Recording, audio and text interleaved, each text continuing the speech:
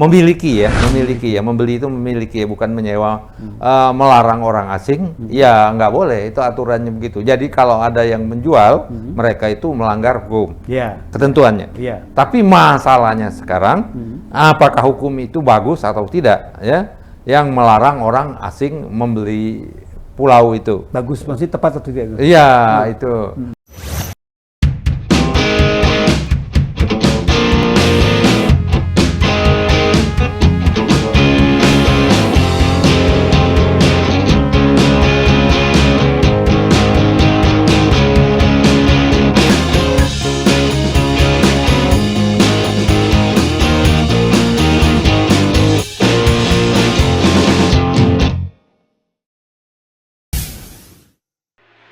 Bismillahirrahmanirrahim. Assalamualaikum warahmatullahi wabarakatuh. Pemirsa Masumi TV, dimanapun berada dari Sabang sampai Merauke, kita jumpa lagi siang hari ini untuk bincang-bincang tentang suatu hal ini terkait dengan penjualan pulau-pulau. Konon ada berita di CNN Indonesia itu sekitar 200 pulau sudah dijual ya, lewat pialang internasionalnya. Ini melalui iklan-iklan ya di media online. Kita ketahui bahwa banyak peraturan-peraturan ya terkait dengan penjualan pulau-pulau kecil ini ya. Beberapa kementerian itu mengatur, ada peraturan pemerintah, ada peraturan menteri dari berbagai kementerian sudah mengatur itu. Tapi tetap saja ya yang namanya jual beli pulau ini sepertinya makin marak dan makin seperti terbuka begitu ya. Artinya kalau sudah di-online kan begitu sudah jadi terbuka. Nah, untuk bahas ini tentunya menarik. Kita akan mendengar bagaimana ulasan dari Pak Al-Mizan Ulfa yang beliau ini kebetulan adalah ex-peneliti di Kementerian Keuangan, bisa menyampaikan nanti bagaimana ulasan beliau tentang penjualan pulau-pulau ini, termasuk berita yang disebutkan bahwa Bahlil itu Menteri Investasi juga menjual sumur minyak. Nah ini menarik ini, jadi apa namanya, bagaimana sih secara hakikatnya ya, secara hukum ya, karena begitu banyak peraturan perundangan di beberapa kementerian ya, yang intinya sebetulnya melarang, tapi ada celah-celah pasal-pasal atau peraturan yang kelihatannya bisa dimanfaatkan oleh mungkin mereka yang ingin ya membeli pulau. Jadi lubang-lubang atau loopholes dari hukum-hukum di Indonesia yang lemah inilah yang mungkin dimanfaatkan oleh para yang menginginkan kepemilikan pulau tersebut. Bagaimana Pak Al-Mizan, kira-kira kalau menurut Pak Al-Mizan nih sebagai peneliti di Kementerian Keuangan, tentunya juga pernah membahas soal ini, tentunya pernah meneliti soal ini, kira-kira bagaimana pendapat Pak Mizan? Ya baik, ini memang menarik. Tapi posisi kita berada dalam posisi netral ya. Netral, oke. Ya, kita tidak fobia dengan Bahlil yang sering plesetkan menjadi Bahlul ya. Dan kita juga tidak pro ya, pro atau anti jual beli pulau ini. Tapi ada persepsi yang salah di publik ya, menjual pulau seolah-olah menjual negara. Ya ini salah. Ya, menjual pulau itu ya, yang kita jual itu asetnya. Itu pulaunya tetap merupakan bagian dari NKRI. Itu prinsip utamanya dulu. Siapapun pemiliknya, asing atau Indonesia, itu tetap dia harus tunduk kepada hukum Indonesia. Jadi menjual pulau itu sama aja dengan menjual apartemen, menjual tanah ya kepada asing, dan harus tunduk dengan hukum Indonesia.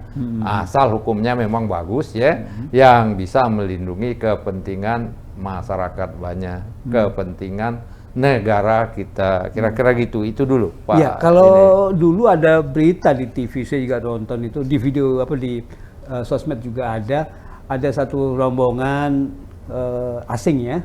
Orang-orang asing ini yang baru atau akan ke pulau nih, akan berkunjung ke satu pulau gitu. Kemudian ya ditahan atau mungkin dihalangi oleh warga setempat gitu. Sama-sama di tengah laut ini, di pulau kapal-kapal kecil gitu ya. Dihalangi supaya jangan itu pulau kami tidak bisa masuk ini. Mereka bilang saya sudah beli ini pulaunya gitu kan, jadi ribut di situ gitu kan. Nah, itu sering terjadi. Ini salah itu ya. Kalau yang seperti itu kasusnya karena Undang-Undang Dasar kita menjamin hak-hak adat ya, hak-hak hukum masyarakat adat ya, mengenai tanah-tanah ulayat dan yang lain-lain. Kalau mereka menjual ya pulau-pulau yang dimiliki oleh masyarakat ya, dimiliki oleh hukum adat, itu salah masalahnya. Yang saya katakan tadi pulau-pulau yang nggak punya sengketa, yang pulau-pulau dulunya misalnya tidak berpenghuni, ataupun pulau-pulau yang berpenghuni, tapi rakyatnya bersedia untuk dijual itu. Kalau yang ini jelas salah. Kalau rakyatnya menolak ya, ini hukum adat dijamin itu pasal berapa itu hak-hak adat ya, terutama hak tanah masyarakat adat nggak bisa digusur gitu aja. Ini yang menjual itu jelas-jelas salah dan melanggar konstitusi. Kalau saya pernah dengar dari Rocky Gerung itu pendapatnya bagus ya. Yang kita ketahui kalau kita baca-baca peraturan tentang pulau-pulau kecil itu selalu beberapa peraturan pemerintahan atau peraturan menteri apa gitu ya, ada beberapa kementerian mengatur bahwa 30% pulau-pulau yang di Indonesia ini itu jelas-jelas milik negara. Padahal dulu Gerung pernah ngomong loh, saya juga kaget juga gitu. Yang namanya negara tuh nggak punya pulau gitu, istilahnya nggak punya tanah, nggak punya lahan, itu semuanya itu memang bagian daripada negara. Fungsi negara bukan menguasai dalam pengertian memiliki lahan itu, tapi membagi-bagi kan gitu istilahnya. Membagi-bagi dalam pengertian ya bisa investasi, bisa apa gitu ya, bukan dimiliki secara penuh gitu. Nah, kalau terkait dengan itu memang saya sependapat dengan Rocky Gerung kalau misalnya menyatakan bahwa memang negara fungsinya ya bagaimana supaya mencapai keadilan, membagi dengan cara menjual atau menginvestasikan atau apa kepada rakyatnya gitu ya, bukan kepada orang asing untuk apa gitu, bukan. Nah, kaitan dengan ini sebetulnya boleh sih pada dasarnya gitu, boleh apa tidak gitu ya, artinya orang asing memiliki bukan hanya lahan. Kalau lahan jelas ya sama seperti apartemen tadi kalau analoginya. Tapi kalau misalnya pulau-pulau yang kebetulan juga banyak sekali berserakan di Indonesia ini gitu, pada dasarnya secara hukum atau secara filosofi hukum lah pada dasarnya kalau gitu. Filosofi hukum bagaimana Pak? Lah saya tidak tahu aturannya. Kalau memang aturannya melarang orang asing untuk memiliki ya, membeli itu memiliki ya, bukan menyewa, melarang orang asing, ya nggak boleh, itu aturannya begitu. Jadi kalau ada yang menjual, mereka itu melanggar hukum, ketentuannya. Tapi masalahnya sekarang, apakah hukum itu bagus atau tidak, ya? Yang melarang orang asing membeli pulau itu. Bagus, maksudnya tepat atau tidak? Iya, itu. Apa bagus atau tidak, atau malah menimbulkan masalah, itu lain lagi.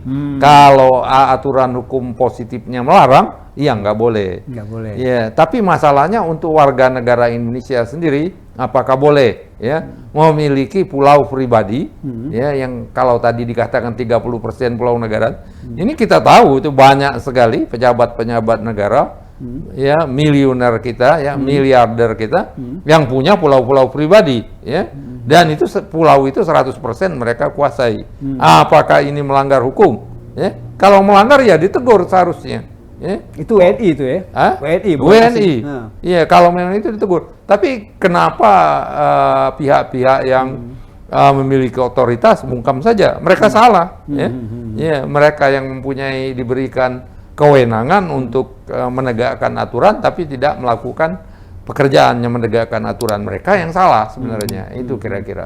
Iya, menarik ini kalau bicara soal pulau-pulau yang dijual belikan gitu ya, itu memang sangat menarik, nggak habis-habis. Karena kalau saya juga baca-baca sedikit gitu ya, peraturannya sih nggak saling bertentangan gitu, tapi banyak loopholes, lubang-lubang, celah yang bisa dimanfaatkan oleh mereka yang berkepentingan gitu. Iya. Nah, kalau menurut atau mungkin saran terbaik dari Pak Mizan ini terkait dengan Undang-Undang Dasar 1945 gitu kan, bumi, air, tanah dan semuanya dikuasai oleh negara dan digunakan sebesar-besarnya untuk kemakmuran rakyat kan, begitu kalau dari Undang-Undang Dasar kita kan seperti itu. Iya, betul. Nah, sebaiknya bagaimana? Soalnya kalau misalnya terkait lagi dengan dengan tadi Rocky Gerung yang saya kutip tadi bahwa seharusnya nggak ada tuh tulisan plang-plang tanah ini milik negara gitu, nggak ada kata-kata itu. Iya, kalau iya. yang saya tangkap gitu ya. Bagaimana kalau menurut Pak ini? Ya kita lihat itu di Pulau Bintan kalau nggak salah di Riau itu ada satu pulau itu